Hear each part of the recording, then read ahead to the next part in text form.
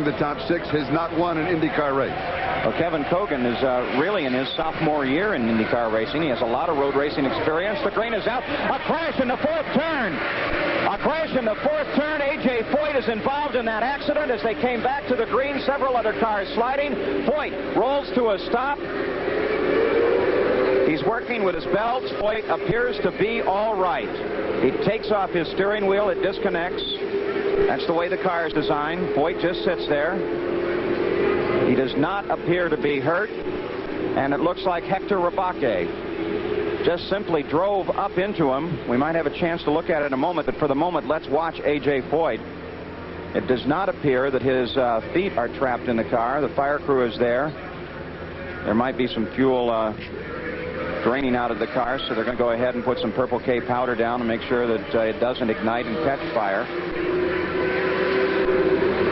And the report we're getting is that, look at this, all over the racetrack as Johnny Parsons has to swerve to miss the debris, most of that from A.J. Foyt's car. And you can see that they came off of the 4th turn. Now, if you look down to the right-hand side of your screen, there's Rebaque's car, and there's A.J. Foyt's. Now, that's not fire. That's Purple K, which is a chemical powder. There's Rebaque's machine. We do have a report. Let's take a look at it. There's A.J. Foyt, Rebaque down low.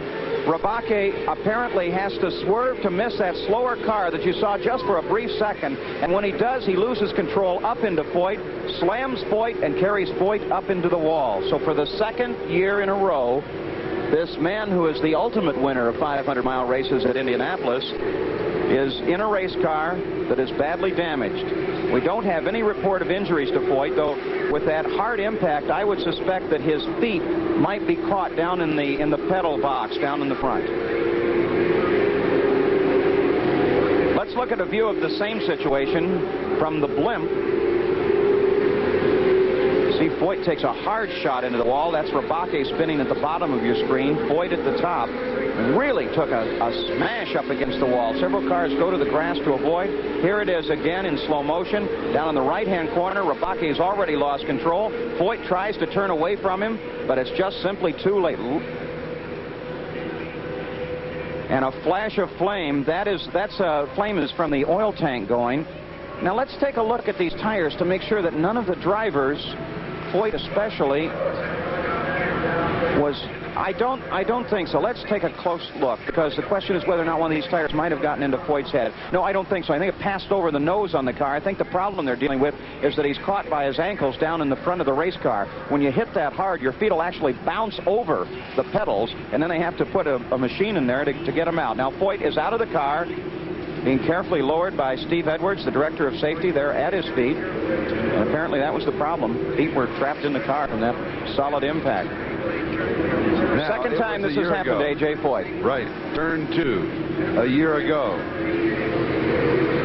This was a situation. He was stunned, knocked unconscious, took off the right side of the car. The arm badly injured, Paul. The picture there doesn't indicate the real violence that was involved in that crash. It was a horrible impact. Ripped his right arm, ripped some muscles out of it, and he had a strong concussion because of it. Was hospitalized some time. Now they're working with Foyt's feet and loading him into the ambulance for a ride to the hospital. In the blue suits there, Dr.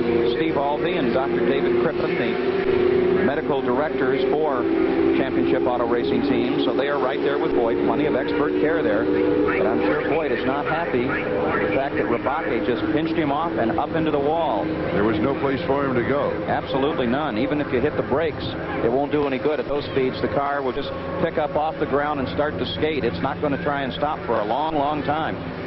And also, we want to point out that the helicopter is standing by in case it's necessary to take A.J. to the hospital, as it was a year ago. I think we can safely say that there's nothing there that is life-threatening. It doesn't appear. This was Foyt 1 year ago, not today, 1 year ago, as they were loading him in to the helicopter for a transport over to the medical center. And from there, Foyt got out within 24 hours and headed for Houston, Texas in the care of his own physicians. He said, by the way, he told me that this is the first moment he remembered after the crash. They bumped his arm, Charlie, and he said, that really hurt. That I remember. Glad he doesn't remember any names. Hector Rebaque, the other driver involved in the crash, 4 years a Formula One driver. He's listed as a rookie in IndyCar racing, but does have the Grand Prix experience, a total of 43 Grand Prix starts. So he's not really a rookie driver in that sense. No, he certainly knows his way. He didn't have any choice. Rebaque's down in the lower corner. Now, there's car 49 in front of him. He had to swerve to keep from center punching car 49. When he did it, he lost control. 49 driven by Gelhausen. So he darted over to the right, hoping that he had clear running space. But the car began to skate, got loose. He slammed Foyt. Foyt slammed the wall. And that's all there was.